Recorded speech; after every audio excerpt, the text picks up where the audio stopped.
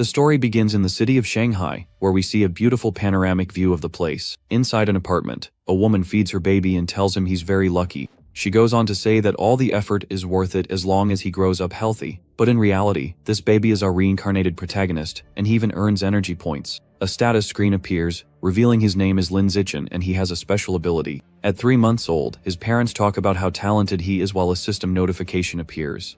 The baby then wonders what the gene fusers and cyborgs his father mentioned are. Time passes, and now the little protagonist is 4 months old. To avoid scaring his parents, he trains at night and gains new stats by crawling. At 5 months old, the boy has already mastered the art of walking and earns a few more points. Now at 6 months, he can finally sit up and crawl in front of his parents. While watching TV, he sees a news story about beasts and realizes this world is different. The news report explains that the Earth has mutated, and terrible creatures have appeared everywhere. To fight the beasts, humanity created cyborgs and also the gene fusers. Fortunately, he has his own system and decides he will grow in secret to survive. The little protagonist is determined to get stronger to survive in this dangerous world. One day, a new neighbor named Su Meng knocks on the door to introduce herself and give them a gift. She then introduces her husband, Shen Jiani, and their little daughter, named Shen Qingyan. The boy thinks that this girl will be his first friend, and that their destinies are linked.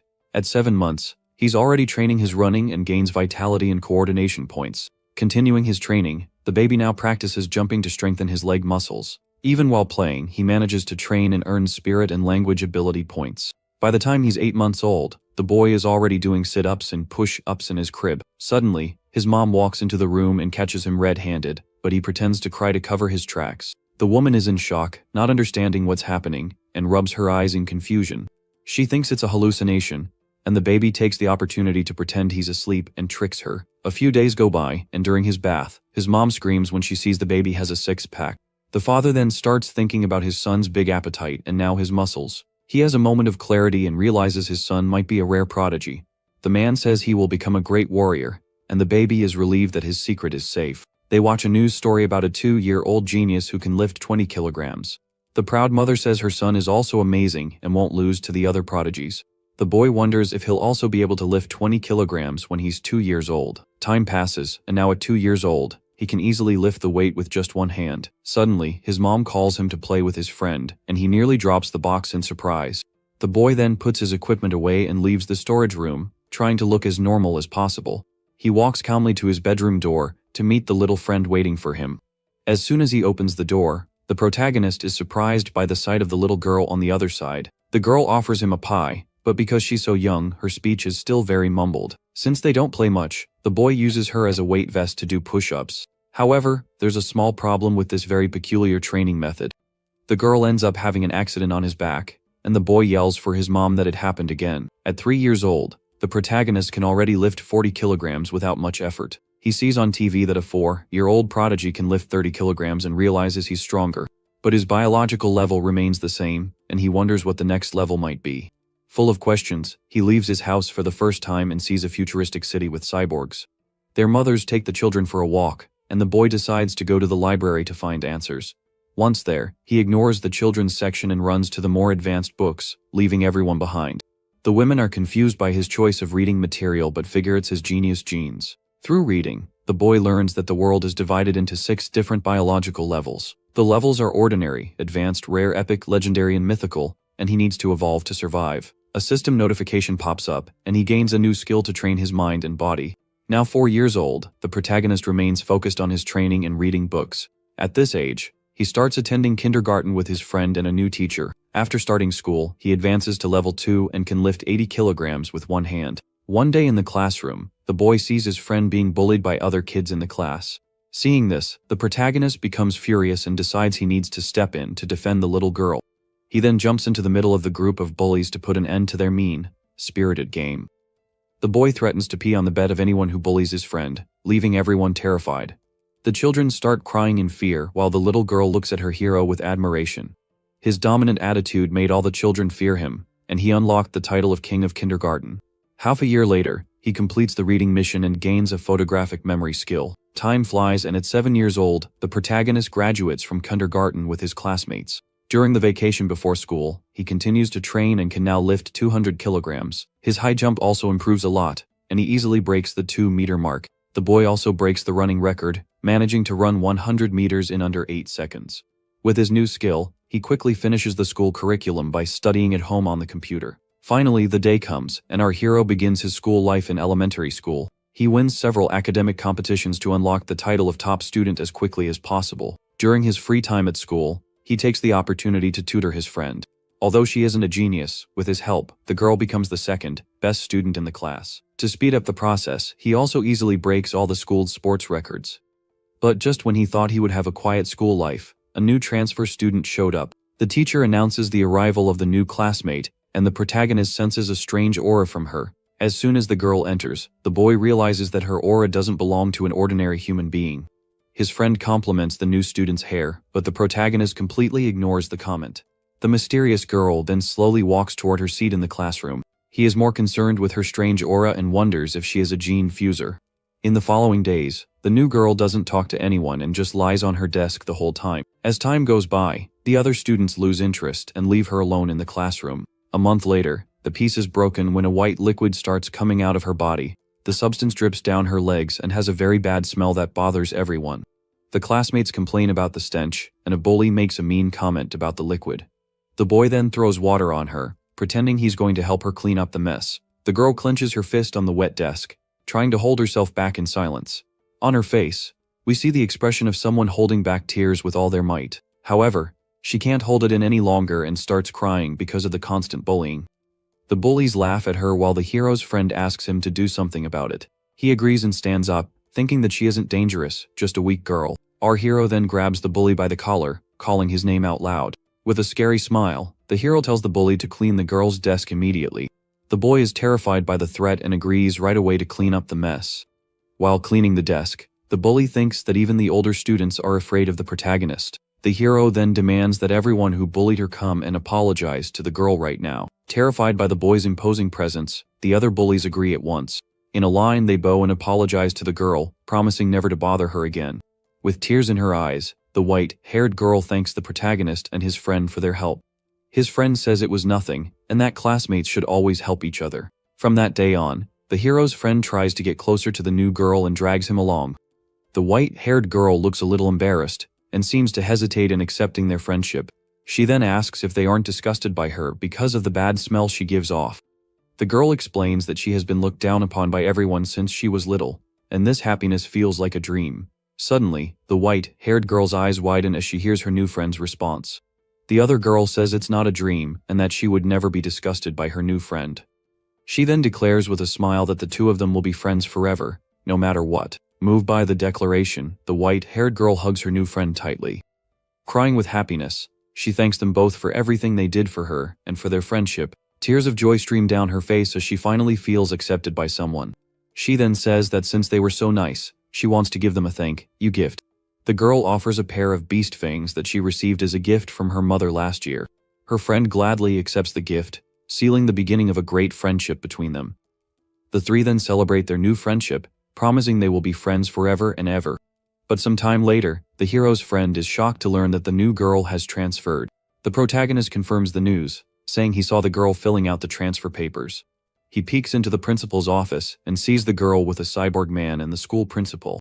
The boy then realizes that the girl's identity was much more complex than it seemed. From that day on, the protagonist never saw the white-haired girl again in his life. However, other events that followed captured his attention much more than her departure. The boy uses his new skills to give his tired mother a relaxing massage. He sees on TV that the prodigy from Kyo has fused genes and can now lift a huge rock. Seeing the news, the protagonist is shocked to see that the boy has already started gene fusion. His father comes in complaining that the prodigy is always on TV and seems like an influencer. The parents discuss the boy's family, and the father explains their mindset. The boy thinks that the prodigy has increased his strength, but he can already lift 300 kilograms. He clenches his fist, confident in his potential, until he sees some scary new headlines. Suddenly, a breaking news report interrupts the program, showing a beast attack. The footage reveals that the attack was caused by a swarm of giant, bizarre rats. Amid the chaos, a woman screams for help, about to be caught by one of the creatures. The monster then snaps its huge mouth shut in the blink of an eye, finishing the attack. A reporter confirms that a cult of heretics is behind the tragedy in the city. The boy thinks he's lucky to live in a safe place where he can train in peace. Suddenly, his eyes widen in complete shock at a noise coming from outside. He hears a supersonic sound from outside the window and gets really scared. Frightened by the noise, the boy runs towards the window to see what's happening. With trembling hands, he slowly pulls back the curtain to peek into the dark night outside. Through the window, he sees several cyborgs flying and wonders what's going on in the city. The next morning, the sun is already shining, and life in the city seems to have returned to normal. His friend arrives, apologizing for being late while calling for him so they won't be late. Suddenly, the boy's eyes widen as he notices something strange about his friend. He points to her necklace and says that the beast fang she's wearing is glowing brightly. The boy realizes the fang is from a beast, and that's the source of the non-human aura he felt. The glow vanishes, but he gets a bad feeling, putting the recent events together. As they walk, a mysterious red-haired woman watches them from a distance on the street. The woman then approaches and comments on how adorable the two children are together. She steps between them and curiously asks if they happen to be siblings. The girl replies that they aren't siblings but best friends since childhood. The woman smiles with envy and says she wishes she had a childhood friend too. With a strange look, she asks where their parents are and why they are walking alone. Sensing danger, the protagonist grabs his friend's hand and stops her from answering the question. He then pulls her away, saying they're late, and leads her away from the suspicious woman. He scolds her for talking to strangers, and she agrees that she's learned her lesson. Time passes, and the sky already shows a beautiful sunset as classes finally end. Walking through a deserted alley, the girl comments that the place is very quiet and spooky. The boy explains that the neighborhood is scheduled for demolition next week, which is why it's empty. Suddenly, a female voice says that the children are finally out of school. The red-haired woman appears, and it seems she's been waiting for them the whole time. The protagonist is in shock because he took a different route to avoid her. A muscular man appears beside her, and the woman invites the children to her house. The big guy, lacking patience, says to just knock the kids out and take them away. The brute moves forward, saying he needs money, and is going to sell the two youngsters. Seeing the danger, the boy prepares for combat and protects his friend from the attack. Without hesitation, he throws a powerful punch toward the man approaching them. The blow lands squarely on the villain's face, who wasn't expecting that reaction. With the force of the impact, the man is sent flying, and the woman is left stunned. She can't believe a child managed to send a grown man flying like that. Without wasting any time, the boy rushes at the woman and lands a powerful punch right in her stomach. The blow is so powerful that the villainess is sent flying, landing unconscious on the ground. He then picks up a brick from the ground to finish both villains right then and there. The boy thinks he needs to finish them so his secret won't be revealed. Suddenly, the ground starts to shake, and a sudden earthquake scares the two children. A giant claw then smashes through the wall of a nearby building with great force. The creature reveals itself to be a giant rat, just like the one he saw earlier on television. The monster then opens its huge mouth and prepares to grab the red-haired woman. In the blink of an eye, the creature snaps its mouth shut, and it's all over for the villainess. The beast then turns to the children, holding the other villain in its paw. He picks up his friend and explains that it's a giant rat and they need to run. Without a second thought, the boy starts running to a safe place as fast as possible. Suddenly, a blonde cyborg appears, flying through the city skies at high speed. The warrior flies past the monster, and the protagonist wonders if she's a cyborg. The movement was so fast that he barely saw the cyborg stopping in front of the creature. The cyborg then charges her weapon with a golden energy, preparing for an attack. She fires an anesthetic smoke to try and neutralize the giant, bizarre creature. Several projectiles are launched towards the monster, which roars in pain from the impact. A huge explosion occurs, and the boy shields his friend from the flying debris. Even with the powerful attack, the creature is still standing and seems furious about the fight. The giant rat recovers from the blow, and it seems the attack didn't cause much damage. The warrior then charges forward and starts fighting the giant beast hand to hand in the alley. Watching the fight, the protagonist concludes that the cyborg isn't very strong and needs help. He thinks that the giant rats are tough to deal with, and is glad he managed to escape. The boy decides he needs to train more and starts doing squats with weights. Time passes, and the two friends celebrate their 9th birthday together with their families. After the happy birthday song, the boy gives his birthday present to his friend with a smile. The girl loves the wooden hair clip he made and thanks him for the gift. They graduate from school, and the boy is excited to unlock his next title. During the vacation, he trains hard, doing 1,000 push-ups with a giant rock on his back. Before school starts, his biological level finally rises to the 3rd ordinary stage. Sitting on the couch, he wonders what the current level of the Kyoto prodigy might be right now. The news shows the 14-year-old boy lifting 2,000 kilograms with a single hand. With a confident smile, he can't wait to get his own gene fusion in the future. Middle school finally began, and he accepted the invitation with a very special condition. The principal and teachers welcome him, but he quickly makes an excuse to get away. He ran off because the school has great facilities, and he already had a plan with his friend.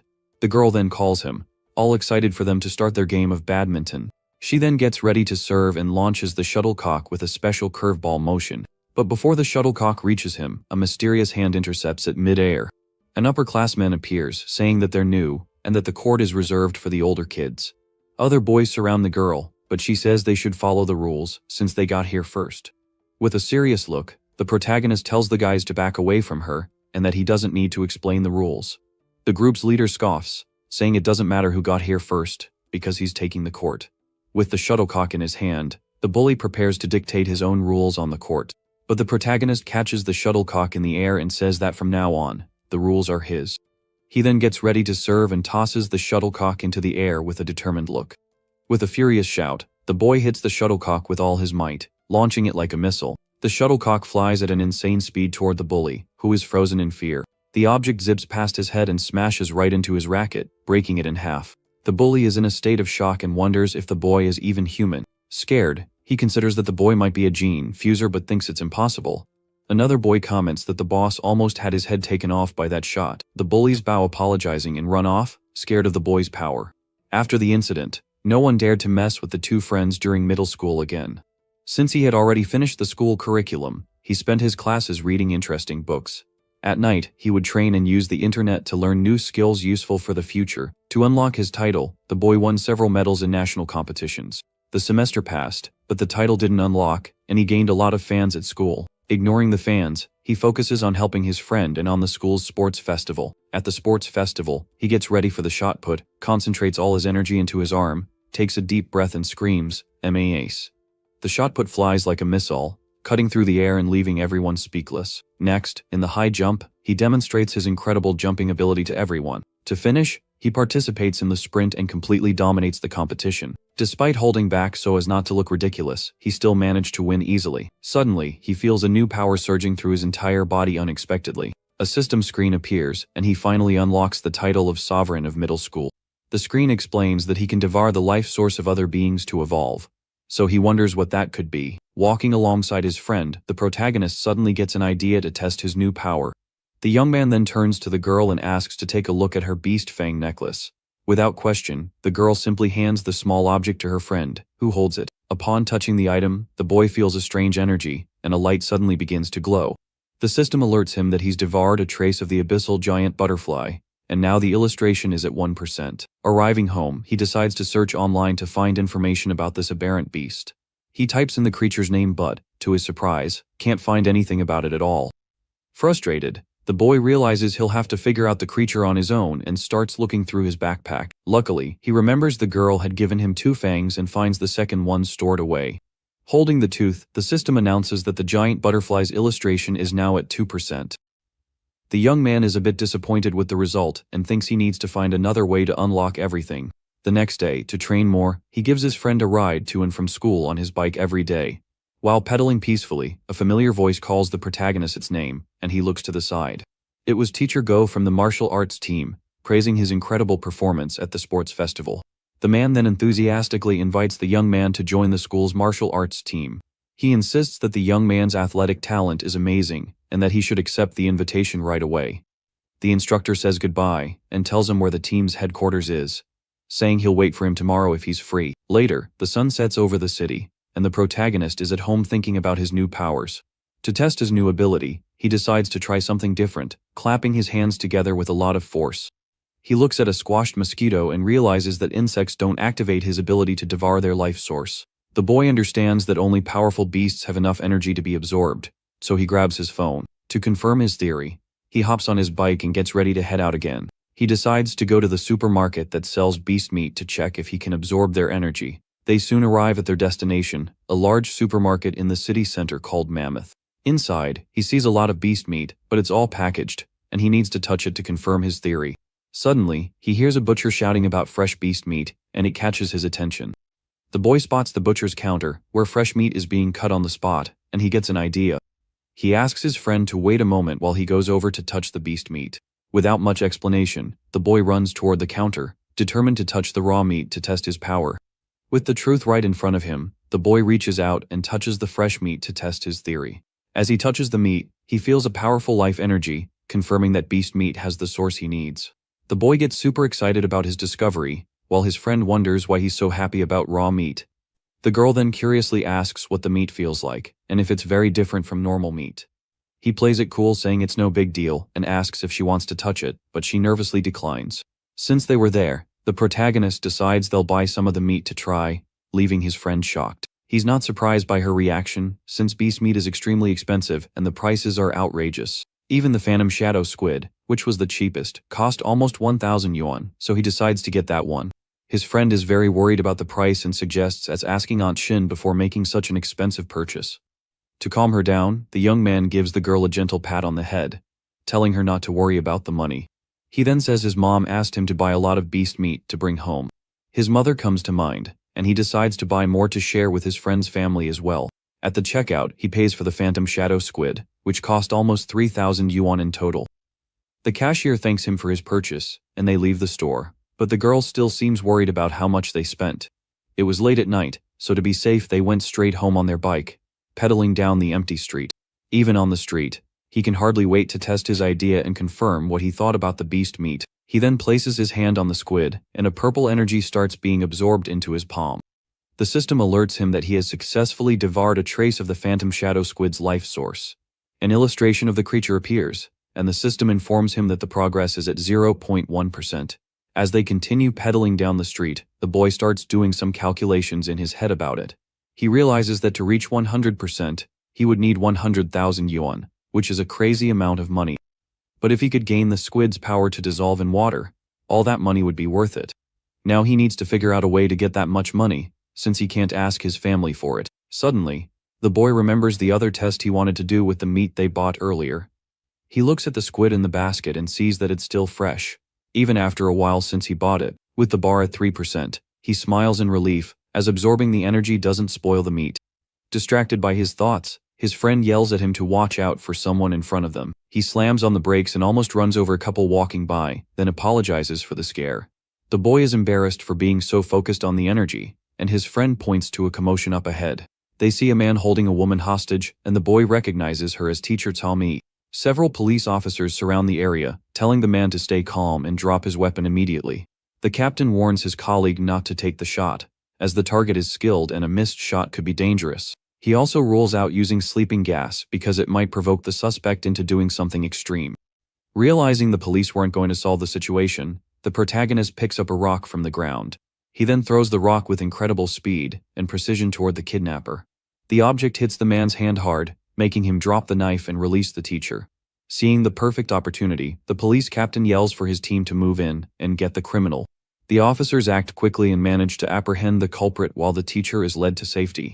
The boy tries to slip away quietly, but his friend asks if he was the one who threw the rock. Just as they were leaving, the police officer calls out to the student, asking if he threw the rock. With a sheepish grin, the protagonist denies everything and tries to get out of there as fast as possible. The captain finds it strange that someone would do a good deed and not admit it as they walk away. He then says out loud that there's a reward for bravery and holds up the small rock. Upon hearing the word reward, the boy's eyes go wide and he is completely stunned. The young man slams on his bike's brakes and rushes back toward the officer, interested in the cash. He changes his mind on the spot and says he threw the rock because the money is important, and the officer calls him to the station.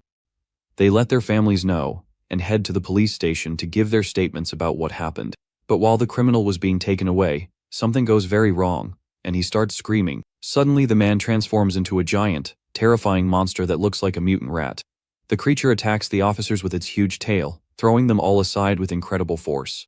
The captain orders everyone to fire at the mutant rat but to be careful to protect the civilians.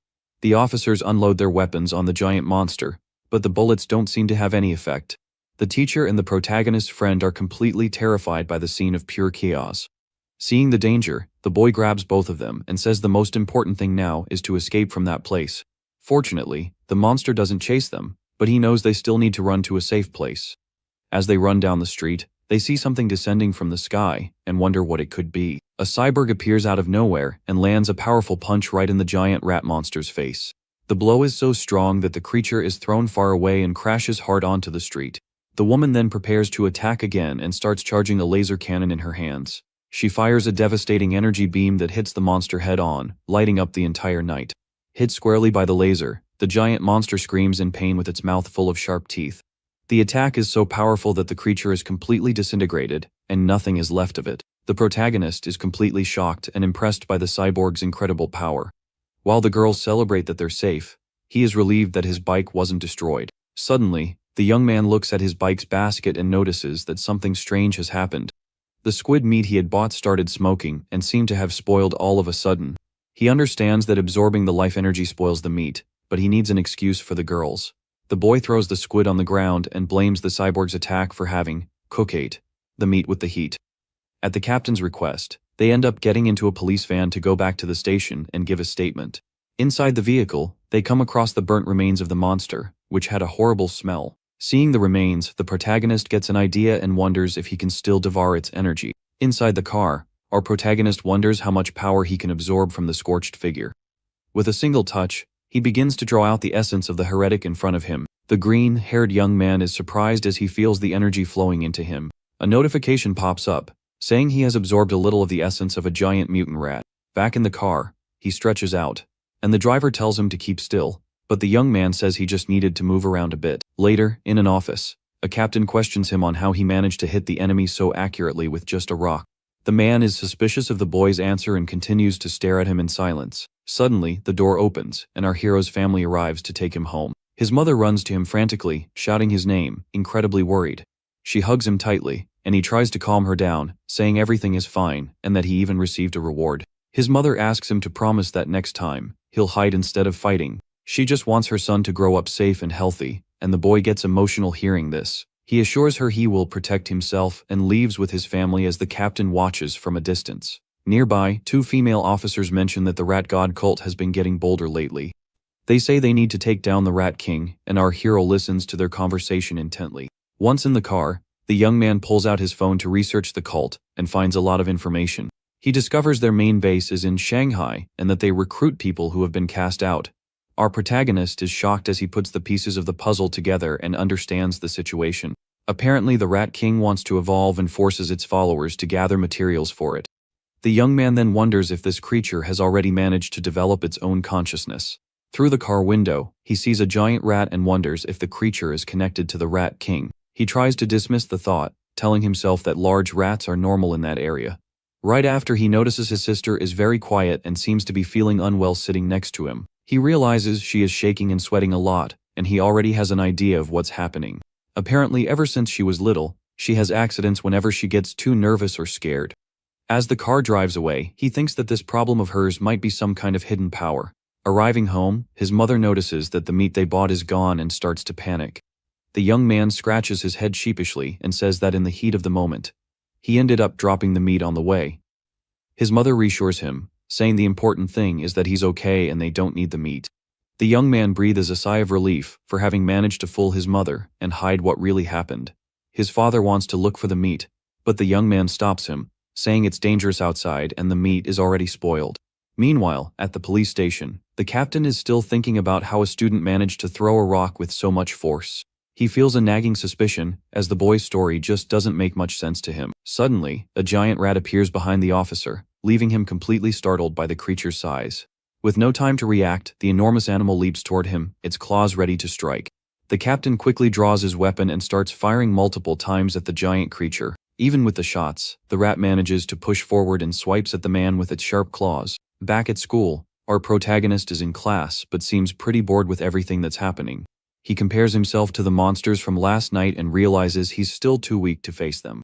The guy thinks of ways to make money, like becoming an influencer, but finds the idea too flashy. Suddenly, the boy seems to have a brilliant idea to solve his problems once and for all. In this world, martial arts are more important than studies, so he decides it's time to take action. So, the young man heads straight to the school gym, where some students are gathered on the court. There, a man in a sweatshirt who appears to be the coach is drinking something from his thermos. Our hero approaches the man and greets him, calling him Coach Go. The coach recognizes him as Zichin and asks if he's there to join the martial arts team. The boy then quietly asks if joining the team means he can compete, and if the prize money is good. With a smile, the coach confirms and says the prize money is worth tens of thousands. Hearing this, the young man shakes the coach's hand and says that as of today, he's on the team. The coach gets excited and calls everyone else over to introduce the new member of the team. All the team members then introduce themselves to the newcomer, who states his name as well.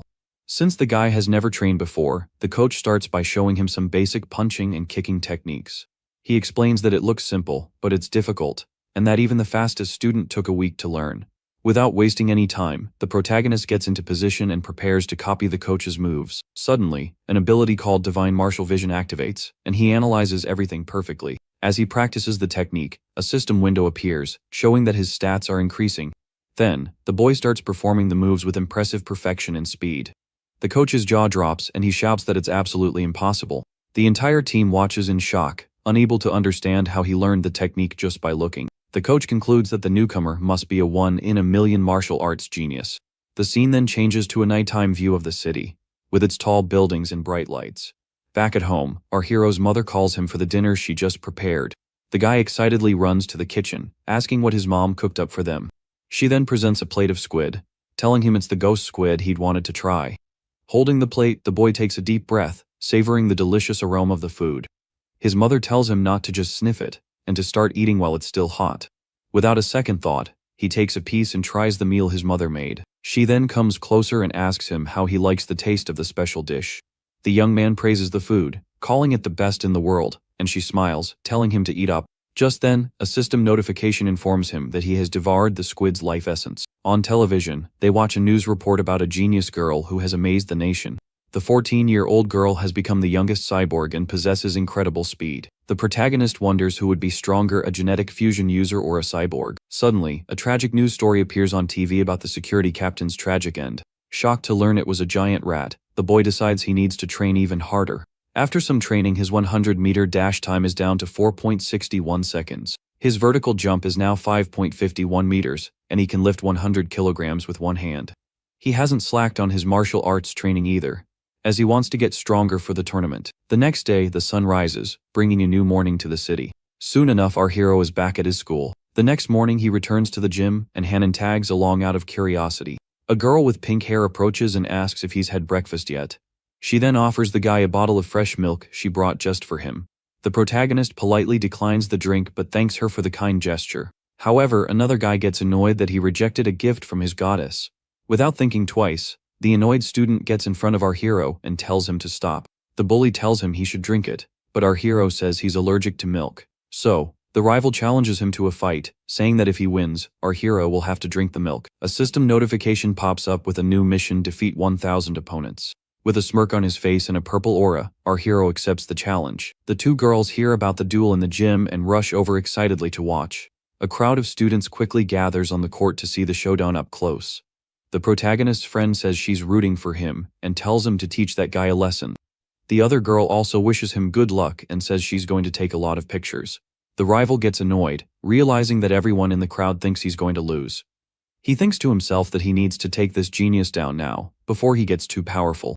Our hero then asks them to make it quick, as he needs to get home for dinner. With a confident smirk, the rival says he'll be happy to grant his wish. The coach then gives the signal for the match to start, reminding them that friendship comes first. But the opponent cuts him off, asking him to wait just 1 second. He boasts about his 2 years of training and gives his opponent a 3-move head start. Our hero agrees and dashes forward with incredible speed, leaving the other guy stunned. Without wasting a moment, he throws a powerful punch toward his opponent.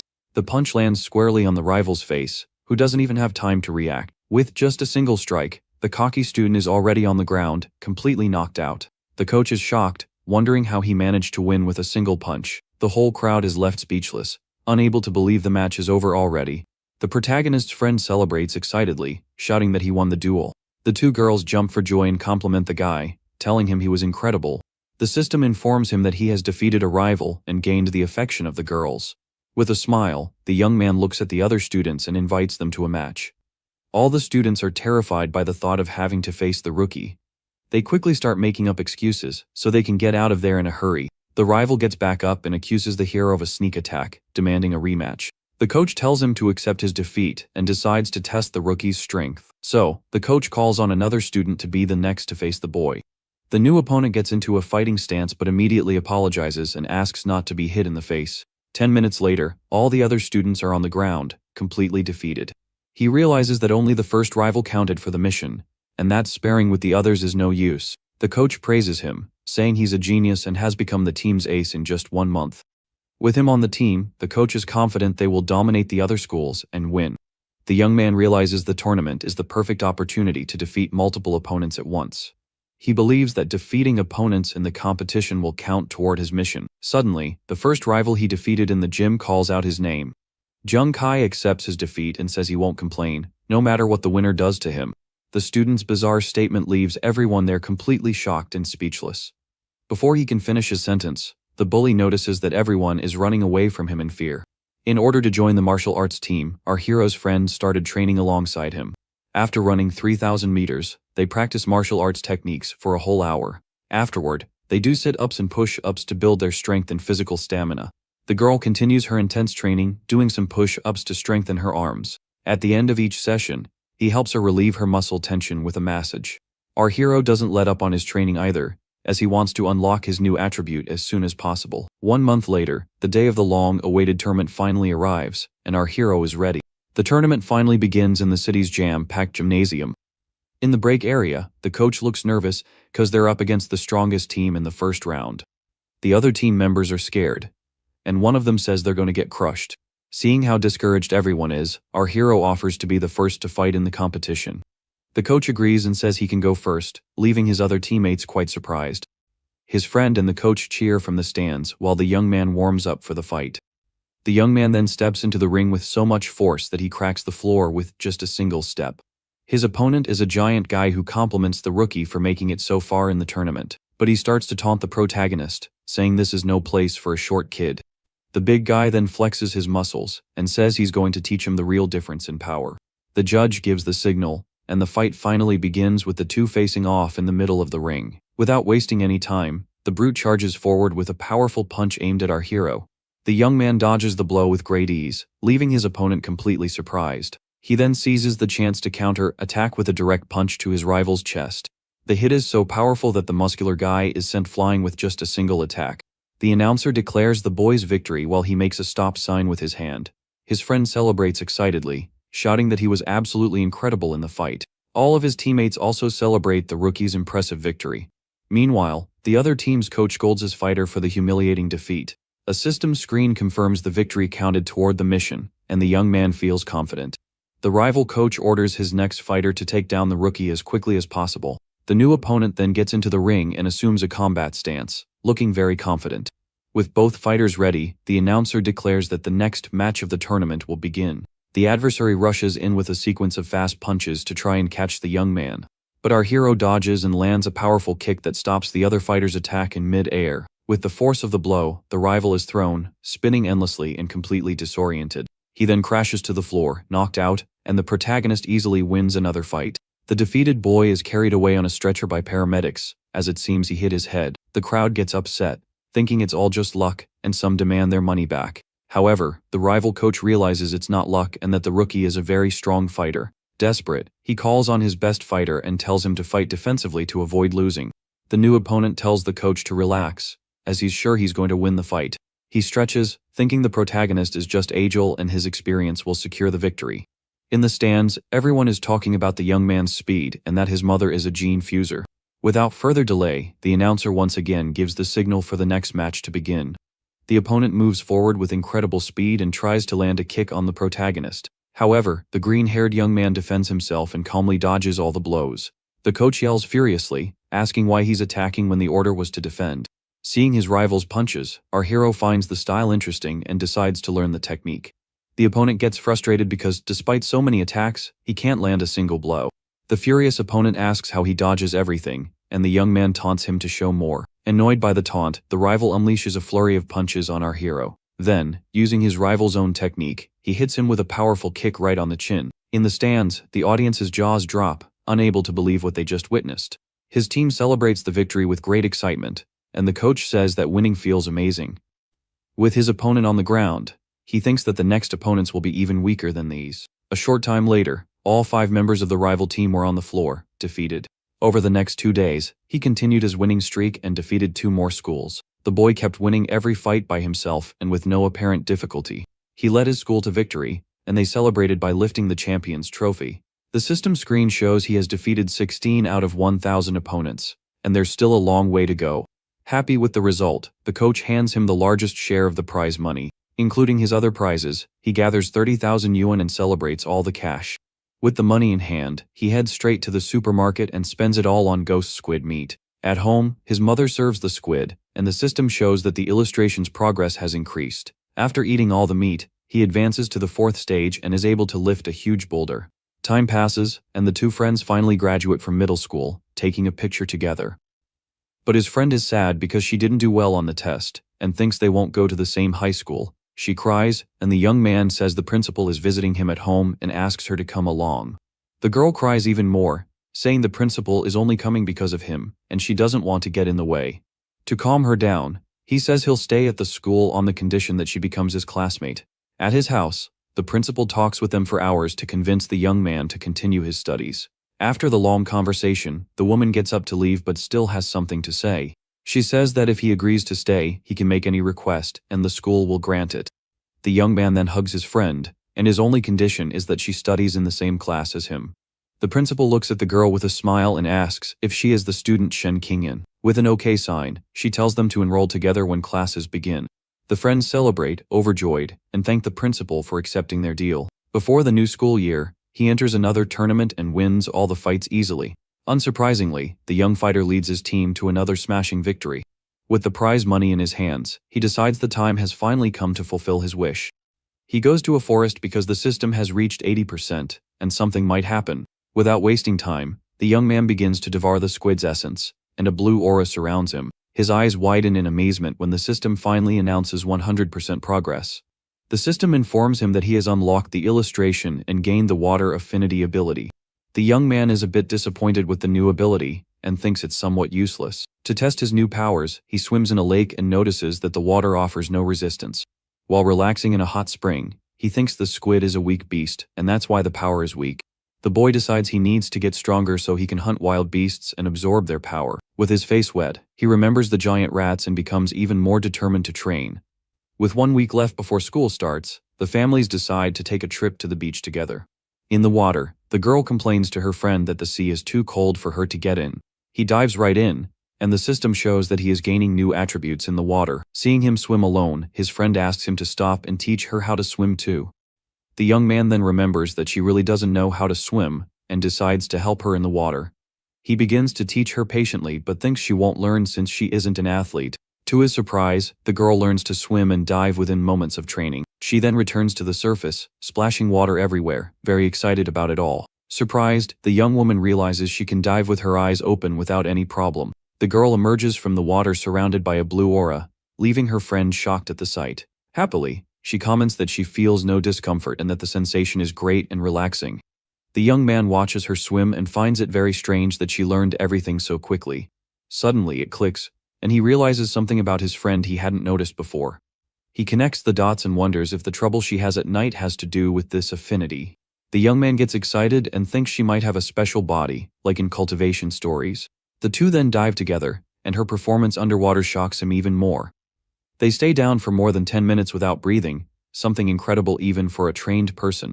The pink-haired girl seems surprised by something and holds her breath, startled. Suddenly, a strange sound echoes through the water, and a whirlpool forms around the young woman. Startled, the two friends wonder what that noise is and what's happening there. Suddenly, the girl screams in pain as an aura of water envelops her, frightening the young man. Back on the beach sand, he asks what happened and why she suddenly got so nervous. She explains that she started hearing a strange and scary voice that terrified her. The young woman says it was a woman's voice, and the sound only stopped when she returned to the surface.